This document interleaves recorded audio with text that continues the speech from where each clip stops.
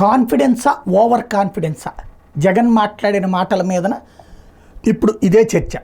YSR Congress party శ్రేణులకి అదొక confidence, అదే సందర్భంలో ఆయన ప్రత్యర్థులకి ఓవర్ కాన్ఫిడెన్స్. 150 సీట్లు దాటడమే కాదు, 22 పార్లమెంటు స్థానాలు దాటితాయి. ఇదివరకు 175 అన్నటువంటి పాయింట్ దగ్గర నుంచి ఇప్పుడు 175 అయితే అనలేదు, లాస్ట్ ట్రిప్ సాధించిన దానికంటే ఎక్కువ సాధిస్తాం అన్నటువంటి పాయింట్ చెప్పుకురావడం. లండన్ వెళ్లే ముందు చేసినటువంటి ఆ ప్రసంగం అన్నటువంటిది, ఐపాక్ సభలో చేసినటువంటి ప్రసంగం అన్నటువంటిది సంచలనం అవుతుంది.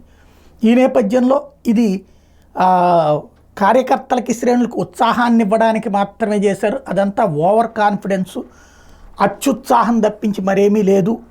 ఏదైతే వైసీపీ శ్రేణులు నైరాస్యంలో పడిపోతున్నాయని చెప్పి ఇంత పర్సంటేజ్ పెరిగేటప్పటికీ ఓటమి ఖాయమని వాళ్ళందరూ తల్లడిల్లిపోతుంటే దాన్ని సెటరైట్ చేయడం కోసం మాట్లాడాడు జగన్మోహన్ రెడ్డి అని తెలుగుదేశం కూటమి సభ్యులు మాట్లాడుతూ ఉంటే కూటమి సింపథైజర్స్ అదే సందర్భంలో సరైన మాట చెప్పారు. ఇప్పుడు సాధించినటువంటిది మేమందరం అనుకుంటున్నటువంటిదే జగన్ నోట్లో నుంచి వచ్చింది, అది సరైనటువంటి కాన్ఫిడెన్సే.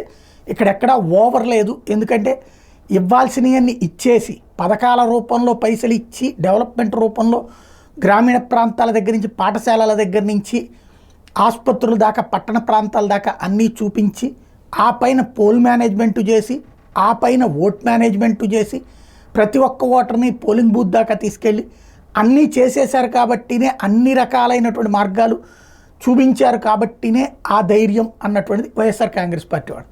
ఏది నిజమవుతుంది అన్నది జూన్ 4నే తేలుతుంది.